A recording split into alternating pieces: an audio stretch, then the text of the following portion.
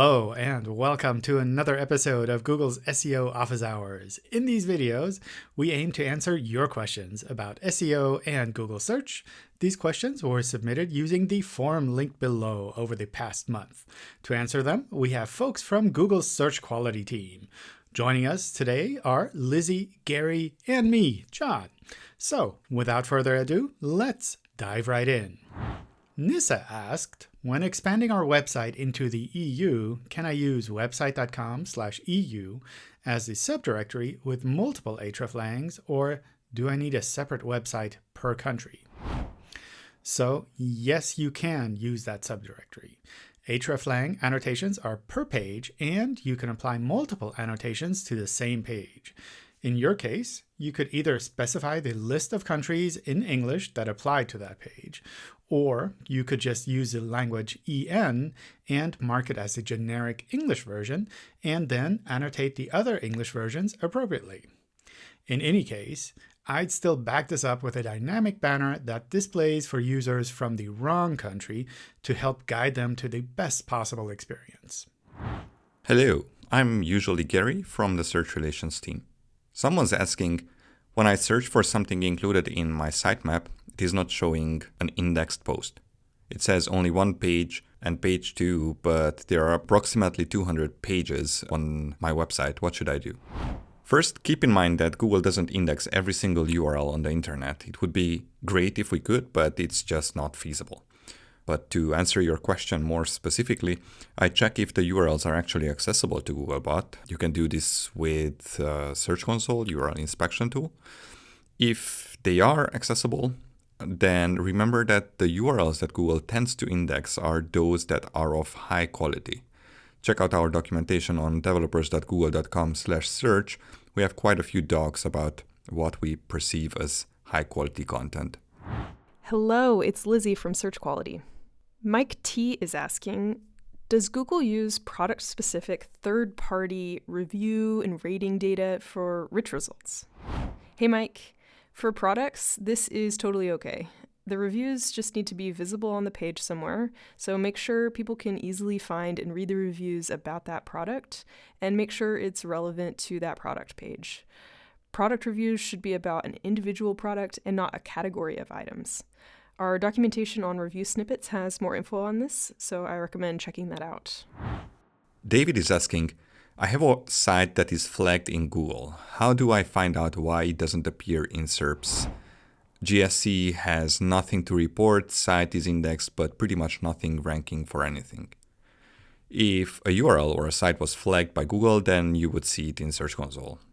That's why we have the manual actions report. Otherwise, if our automated systems rank your URLs lower than before, or doesn't rank them at all, you probably need to check out our documentation about content quality. And you can find that documentation at developers.google.com/search. The next question I have is, does using a URI for a thesaurus term work for SEO? So this question is specifically mentioned the NALT thesaurus, which is for the U.S. National Agricultural Library, where there are specific URIs defined for specific items.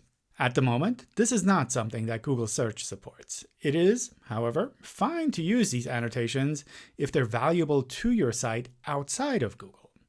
Our search developer documentation lists the structured data which Google supports through rich results. Someone's asking about failed robots.txt files, which return with unreachable errors when trying to use Search Console URL inspection tool. The robots.txt unreachable error is fairly common, and it's always down to your site settings to solve it. There's nothing Google can do about it. Check your firewall settings or other network components that steer traffic and have a configurable allow list. Check your CDN also if you use one for blocked IPs. And if it all fails, check with your hosting provider.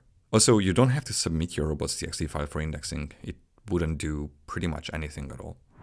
Pete is asking, if I delete several old indexed HTML landing pages, should I redirect 404s to the homepage? Maybe. It really depends on the content on those landing pages. Would it make sense to a user to land on the new homepage instead, or would it be confusing? Also, 404s are a normal part of the internet, and sometimes a 404 is the best course of action if there's really not a good replacement for whatever was on the old landing page. For example, given the following scenario. There's an old landing page about purchasing aquariums, but the new homepage reflects the business's new focus on high-end cat trees. 404 is probably a better approach there. Nick is asking, how do I delete an old website from Google search? If you are moving to a new domain, please redirect your old site to the new one instead of just deleting the old site. It's pretty likely that your old site has collected some valuable signals over time and you really don't want to throw that away. If you already redirected, it may take a few weeks, occasionally a few months to see all your old URLs replaced by the new ones in search. Alex asked, a poorly coded ad that ran on my website has resulted in 1.2 million bad URLs being discovered by Google in just a few days. Is this a problem for me? Will it affect my site in the way that it's crawled? So the context mentions that the ad used a relative path, so a crawler would have tried to follow all of these links. Overall, our systems try to recognize and handle these kinds of incidents. You're not the first one to create a ton of irrelevant URLs accidentally. That said, it can happen that this temporarily increases the overall crawling, resulting in a higher load on the server until things back down again, perhaps after a few weeks, depending on the situation. The fact that these URLs do not get indexed won't cause any problems for search, neither for indexing or for other URLs, nor for any quality assessment. Having a lot of unindexed URLs is fine. Wolfgang is asking, would it be okay from Google's perspective to provide status code 410 to Googlebot and status code 200 to users for SEO irrelevant URLs which are massively crawled, or will this be considered cloaking? Cloaking status code specifically is generally a pretty bad idea, and I would strongly advise against it. When you have multiple serving conditions, eventually something will go wrong and your site may even fall out of search results depending what went actually wrong. If you need to remove something from search specifically, you can just add a no-index robots meta tag to the specific pages. It's much easier and so much safer than setting up weird serving conditions. Ricardo is asking, how does Google handle 308 status code compared to 301? Well, we treat these as the same. They are both moved permanently. Googlebot treats 308 as equivalent to 301, and these codes are strong signals that the redirect should be canonical. Shailesh is asking, indexing on Google's Search Console is very, very slow. There are many items that are pending for indexing. How to increase the speed for that? How much of your website Google indexes and how fast depends on how much of your site Googlebot can access and the quality of the content on your pages. The higher the quality, the more your site Google might index. If you want to learn more, check out our documentation at developers.google.com/search. Melissa asked, my website is not appearing for Google searches. And then Melissa mentions the URL. I'm not sure what I need to do. Help. Hi, Melissa. I took a look at the URL that you mentioned, and unfortunately, it's one that we haven't ever seen at all. This makes it really tough for us to discover and to index. Apart from encouraging others to mention your website, you can also add the website to Search Console, submit a sitemap file, and submit individual pages, for example, the homepage, for indexing there directly. Hope that helps. Anonymous is asking, why is Wi-Fi and Wi-Fi with a dash not considered same by Google? This is a great question, also a fun question. Wi-Fi and Wi-Fi with a dash are treated ballpark the same by Google. However, since people are using the two interchangeably, we surface slightly different results for the two, but always trying to closer match the user's spelling. From pure understanding perspective, however, Google does equate Wi-Fi to Wi-Fi with a dash. Just checked. Ren asks, pages are missing structured data snippets for ratingValue and value and property reviewCount. This is only for pages with 0 reviews. Is it hurting our SEO? Hey Ren, It's not a problem if the review count is 0, and this is actually normal for new product pages that don't have reviews just yet. And therefore, this property is often empty and set to 0 initially. This just means that there's also nothing for Google to show in the rich result. If there's no rating, we just won't be able to show any star information at all.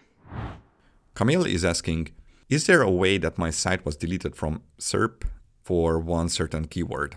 We were first and now we are absent completely, but the page is in the index. It's really uncommon that you'd completely lose rankings for just one keyword. Usually you just get outranked by someone else in search results instead.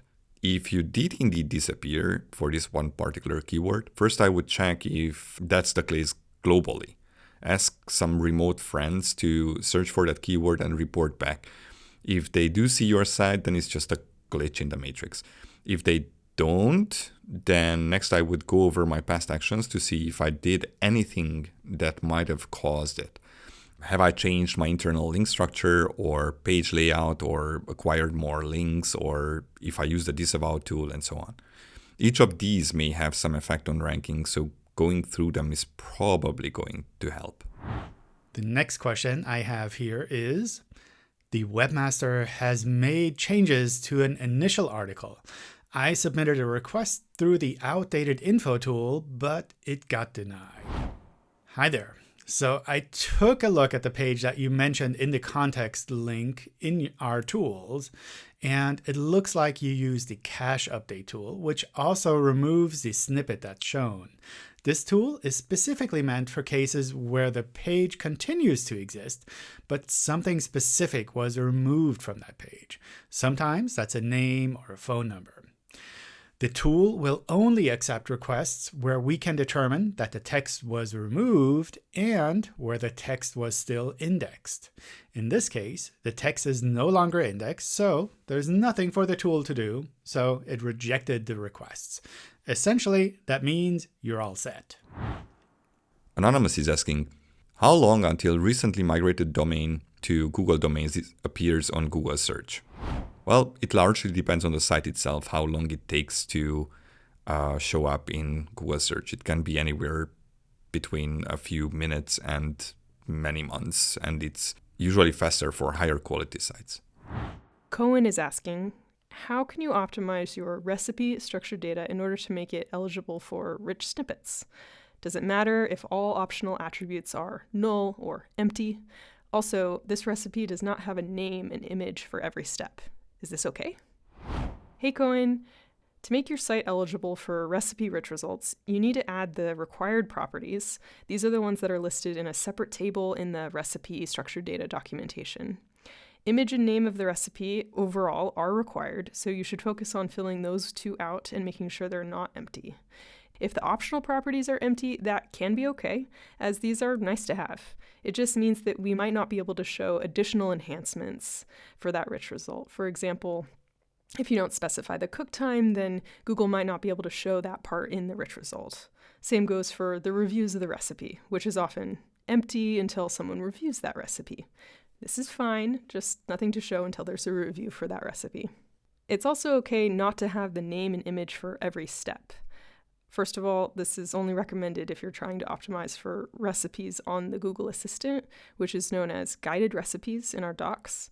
And if it makes sense to name your steps, sometimes this doesn't make sense if the steps are already pretty short. For example, you don't really need to use the name to shorten a step that's like preheat the oven to 350 to just preheat. But this could make sense if your recipe has lots of subsections and complex things. Anonymous is asking, my site's description shows spam not from my site. Well, unfortunately, this is usually a sign that your site was hacked. I would head to our friends over web.dev and search for their hacked topics. It's not easy, but it's certainly possible to clean up your site and secure it better. And that was it for this episode. I hope you found the questions and answers useful. If there's anything you submitted which didn't get covered here, I'd recommend posting in the Search Central help community. There are lots of passionate experts active there who can help you to narrow things down. And, of course, if there's more on your mind, please submit those questions with the form link below. Your questions here are useful to us and to those who catch up on these recordings, so please keep them coming. If you have general feedback about these episodes, let us know in the comments or ping us on social media. And there's more coming out on our YouTube channel, so if you subscribe, you'll be the first to find out. In the meantime, may your site's traffic go up and your crawl errors go down. Thank you, and see you soon. Bye.